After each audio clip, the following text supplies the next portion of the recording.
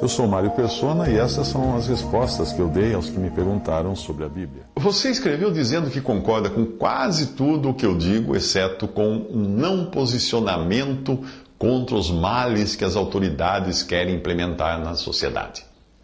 Eu nunca digo que o cristão não deva se posicionar contra aquilo que é contrário à palavra de Deus. O simples fato de pregarmos a palavra já nos posiciona contra tudo o que desobedece à palavra. Mas se eu vou à sua casa e você me oferece uma iguaria, na sua opinião, que é língua de boi com quiabo, no almoço que você me convidou, eu posso me posicionar com toda educação, com todo jeito. Eu posso me posicionar contra comer língua com quiabo, porque eu detesto comer língua com quiabo, porque para mim parece que a língua do boi veio babando já, direto para a travessa. Todavia, em momento algum, eu irei querer que você deixe de consumir essa coisa que, na minha opinião, é nojenta, que é língua com quiabo. Eu não posso querer que você pare de comer isso na sua própria casa. Então eu entendo que o cristão está neste mundo como visitante, não como morador definitivo, e assim ele não deve participar de protestos e manifestações públicas mais ou menos violentas, e geralmente de braços dados, de mãos dadas com incrédulos, que fomentam desobediência civil. E também não é lugar do cristão subsidiar esse ou aquele candidato político só por ele se alinhar com alguns pontos com a Bíblia, com um canto da boca, enquanto com o outro canto da boca faz alianças totalmente contrárias à palavra de Deus para garantir votos, mandatos, articulações políticas. É comum você encontrar candidatos em época de eleição ficando amigo de pastores que têm a igreja com muito membro, porque ele quer ganhar aquilo. Se ele conseguir convencer o pastor, as ovelhas seguem o pastor daquela igreja, ele convence todo mundo. Então, isso é mundo, isso é a coisa que o modo como o mundo funciona. Isso não é o modo como as coisas de Deus funcionam. O cristão, ele corre por fora de tudo isso. Ele é marginal a tudo isso. Mas ele corre tendo a sua luz brilhando como um farol, que é impossível de não ser visto, de não ser notado. Eu tenho certeza de que se alguém perguntar a você sobre o meu posicionamento a respeito de assuntos polêmicos como ideologia de gênero, aborto e outros assuntos, você saberá responder o que eu penso, mesmo sem nunca ter me encontrado carregando um cartaz na rua ou queimando a efígie de alguma filósofa. Ou deveria chamá-la Philosophex, com X no final, para atender a nova designação de que não existe mais gênero. Ao cristão cabe submeter-se à lei e não se opor às autoridades, porque as autoridades foram constituídas por Deus. Você deve saber disso.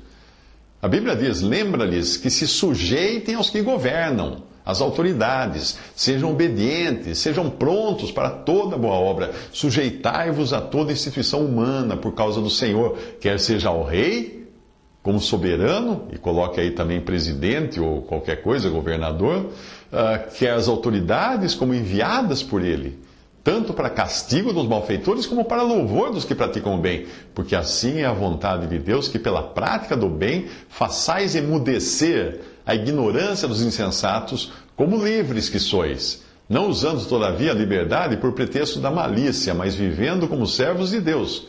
Tratai todos com honra, amai os irmãos, temei a Deus, honrai o rei. Servos, sede submissos com todo o temor ao vosso Senhor, não somente se ele for bom e cordato, mas também ao perverso. Porque isto é grato, que alguém suporte tristezas, sofrendo injustamente por motivo de sua consciência para com Deus. Tito 3, 1 e 1 Pedro 2, de 13 a 19. Você tem seguido isso? Você se lembra disso? A hora que você está lá na manifestação na rua, gritando, jogando rojão, atirando pedra, nos policiais que são autoridade, que Deus instituiu aqueles policiais. Como é que você vai enfrentar um policial que é autoridade? Deus. Você está enfrentando Deus. Você está indo contra Deus. Mas o policial é mau. E aquilo que fala o quê? Mesmo aqueles que for perverso. Porque isso é grato a Deus, que você sofra injustamente se for maltratado. Se o apóstolo tivesse com a sua atitude em Atos 16, que esse é o motivo da sua dúvida, se em Atos 16 a atitude do apóstolo fosse de subverter as autoridades ou de enfrentá-las, ele não poderia ter escrito aquilo que o Espírito Santo inspirou ele a escrever na carta aos Romanos, quando ele disse: todo homem esteja sujeito às autoridades superiores, porque não há autoridade que não proceda de Deus. E as autoridades que existem foram por ele instituídas, de modo que aquele que se opõe à autoridade resiste à ordenação de Deus. E os que resistem trarão sobre si mesmos condenação. Porque os magistrados não são para temor quando se faz o bem, e sim quando se faz o mal. Queres tu não temer a autoridade? Faze o bem, e terás louvor dela, visto que a autoridade é ministro de Deus para o teu bem. É ministro de Deus a autoridade. Entretanto, se fizeres o mal, teme, porque não é sem motivo que ela traz a espada. Pois é, no nosso caso moderno, hoje o cacetete, a metralhadora, o revólver. Pois é ministro de Deus, vingador para castigar o que pratica o mal. É necessário que lhe estejais sujeitos, não somente por causa do temor e da punição, mas também por dever da consciência. Romanos 13, de 1 a 5.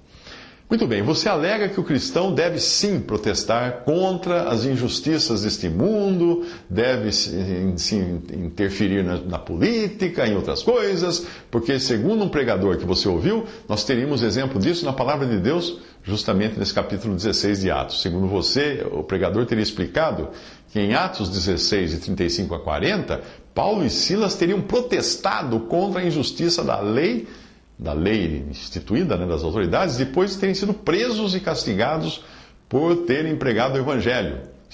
Então eles teriam feito oposição às autoridades constituídas para fazer valer os seus direitos. Não, não.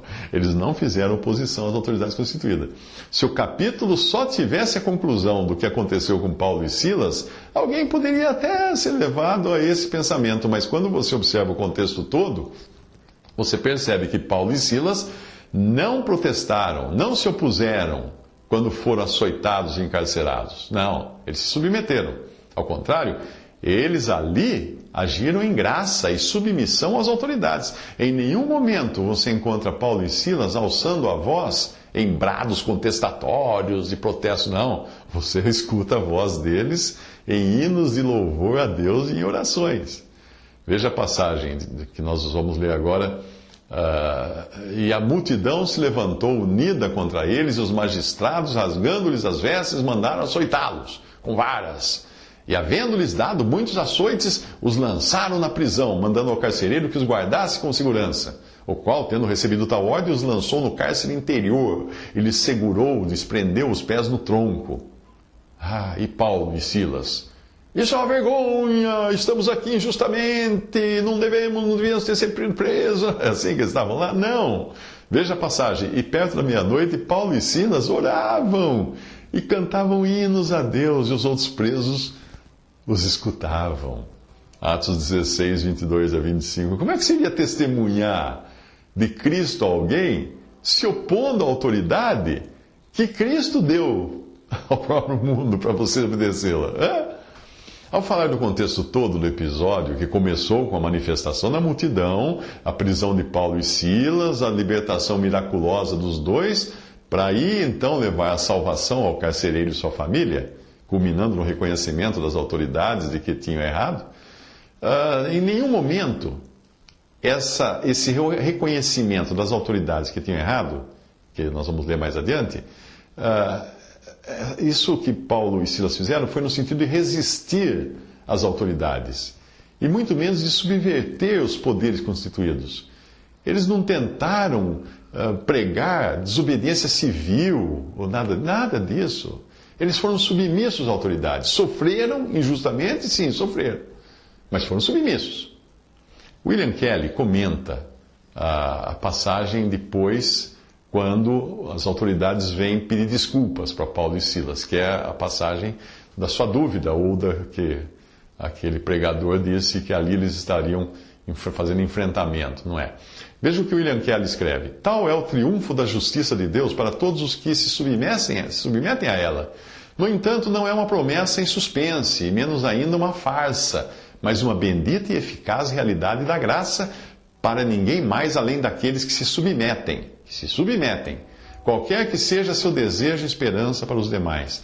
É doce ver juntos em ação o amor que se preocupa e a hospitalidade quando a fé purifica o coração. Ele está falando aqui do carcereiro convertido, não é? A mão da lei, restritiva e controladora, é uma grande bênção num mundo pecaminoso. Todavia, na menor das hipóteses, o que é isso comparado ao trabalho da graça divina em um que acaba de nascer de Deus? Ele está mais uma vez falando aqui do carcereiro convertido. A passagem diz: E sendo já dia, os magistrados mandaram quadrilheiros, dizendo: Soltai aqueles homens. E o carcereiro anunciou a Paulo essas palavras, dizendo: Os magistrados mandaram que vos soltasse. Agora, pois, saí e ide em paz. Mas Paulo replicou: Açoitaram-nos publicamente e, sem sermos condenados, sendo homens romanos, nos lançaram na prisão e agora encobertamente nos lançam fora? Não será assim, mas venham eles mesmos e tirem-nos para fora. E os quadrilheiros foram dizer aos magistrados essas palavras. E eles temeram, ouvindo que eram romanos. E vindo, lhes dirigiram súplicas, e tirando-os para fora, lhes pediram que saíssem da cidade. E saindo da prisão, entraram em casa de Lídia, e vendo os irmãos, os confortaram, e depois partiram. Atos 16, 35 a 40. Aí William Kelly continua comentando: a disposição apaixonada que gerara aquele injusto clamor já havia passado, e na manhã seguinte foi emitida uma ordem para soltar os prisioneiros que tinham sido maltratados no dia anterior. O carcereiro repetiu naturalmente suas ordens, contente, sem dúvida, em libertá-los, mas assim como Paulo e seu companheiro tinham antes se submetido sem reclamar e em mansidão àquela injustiça da aplicação da lei humana, agora procedem com firmeza e de modo digno ao insistirem na aplicação da lei do mesmo modo como faziam na proclamação do Evangelho. Se existe um tempo em que se deve guardar silêncio, também existe um tempo para se falar, e somente o Espírito pode orientar alguém nesse sentido, para o qual a palavra é suficiente por garantir ambas as situações, cada uma no seu devido tempo. Aqui nós vemos as duas injunções realizadas no mesmo episódio, e ambas resultaram em glória para o Senhor. Mas nem sempre isso acontecia com servos tão honrados quanto esses. O próprio espírito deles podia, como ocasionalmente aconteceu, agir sem a clara direção de Deus. Foi o caso quando o sumo sacerdote foi repreendido por Paulo e quando Paulo apelou a César. Em ambas as ocasiões, as consequências foram mais ou menos sérias, como pode ser visto quando chegarmos a esse episódio mais adiante. Todavia, aqui não existe dúvida de que o sofrimento silente de Paulo e Silas foi um forte e poderoso testemunho prático da graça, a mesma que nosso Senhor gostaria que caracterizasse os que são seus.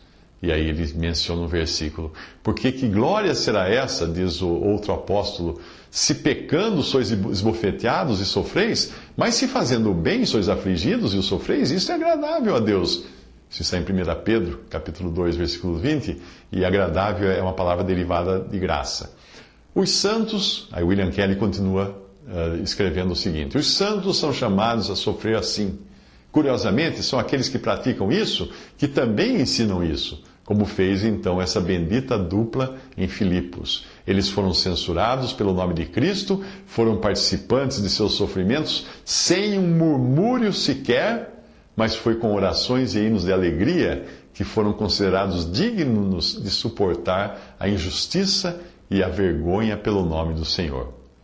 Mas agora que já tinham suportado tudo isso dessa forma, foi apropriado que ficasse provado que Paulo e Silas não eram malfeitores punidos com justiça, com açoites, prisões e pés presos no tronco, mas que os guardiões da lei tinham sido culpados de uma flagrante, manifesta e indesculpável injustiça contra os pregadores do Evangelho. Chegou agora o momento de os pretores ordenarem que fossem soltos. E Paulo, ao contrário do carcereiro, que percebeu que não percebeu, mas Paulo percebeu o que isso significava, disse: açoitaram-nos publicamente sem sermos condenados. Sendo homens romanos, nos lançaram na prisão, e agora encobertamente nos lançam fora? Não será assim, mas venham eles mesmos e tirem-nos para fora. A exposição de Paulo foi completa, embora apenas as autoridades e suas vítimas soubessem disso. Não havia nisso nenhuma sombra de ressentimento, nem o menor desejo de prejudicar as autoridades, e nem de exigir que os que tinham ferido Paulo e Silas, entregassem o poder àqueles que eles tinham ferido. Não. Todavia, ficou demonstrado, sem qualquer dúvida, que no conflito entre as autoridades da lei romana em Filipos e os ministros do Evangelho, estes últimos não tinham deixado de ser honrados pelo gracioso poder de Deus, enquanto as autoridades haviam falhado completamente em reprimir os protestos, tornando-se líderes numa infração clara da lei que eles próprios deveriam impor. Os oficiais de justiça levam as palavras de Paulo aos pretores que, ao ouvirem dizer que as vítimas eram cidadãos romanos, não podiam esconder o medo, mas vieram e pediram desculpas aos prisioneiros. Aquilo era uma humilhação para eles, mas também um triunfo para aqueles que estavam encarregados de levar o Evangelho de Deus e que tinham sofrido apenas como cristãos, com o espírito de glória e de Deus que repousava sobre eles. Com certeza, os pregadores da graça, aqueles pregadores da graça, não estavam dispostos a se desviarem da graça, e menos ainda de deixar patente que a verdade era clara. Tampouco quiseram lançar desonra sobre qualquer instituição humana, mas sim servirem de exemplo naquela sujeição por causa do Senhor, a quem claramente representavam, para poderem assim exortar a outros. Paulo e Silas receberam desculpas com facilidade, nunca tendo pensado em processar as autoridades. Até aí, então, William Kelly. Talvez você tenha pensado naquele outro episódio em que Paulo se vale de seus direitos de cidadão romano usando da famosa carteirada, tão comum no Brasil, do tipo, você sabe com quem você está falando, mas aquilo foi um erro que Paulo cometeu. Sim, em outra passagem, aquilo foi um erro. O fato de algo ter sido feito por um apóstolo não significa que seja certo, e o próprio Paulo aponta na carta aos Gálatas um erro que Pedro estava cometendo ao discriminar irmãos gentios para fazer-se amigo dos judaizantes. E não se pode perder de vista também que aquela situação toda de Paulo tendo que dizer eu sou cidadão romano e também até repreendendo o próprio sacerdote, aquela situação toda começou com um outro erro que Paulo veio a cometer antes, quando ele decidiu ir a Jerusalém, apesar dos apelos do Espírito Santo, por intermédio dos irmãos e do profeta Ágabo, para que não fosse. É sempre assim, comece a abotoar a camisa com o botão errado e não fique surpreso depois se os outros botões acabarem também no erro. William Kelly comenta essa carteirada de Paulo em Atos 22, 25, dizendo assim, abre aspas, William Kelly agora, isso obviamente colocou um fim na possibilidade de tortura, e o comandante ficou com medo por ter prendido Paulo. Mas teria o apóstolo se apoiado na verdade cristã? Onde é que encontramos algo nesse sentido nas suas epístolas? E onde iriam o sofrimento e a graça celestiais brilharem como tinham brilhado até aqui? A unidade prática com Cristo desfaz todas as nossas condições naturais. E já não importa se é judeu ou grego, cita ou bárbaro, escravo ou livre, Cristo é tudo, assim como o é em todos que são seus.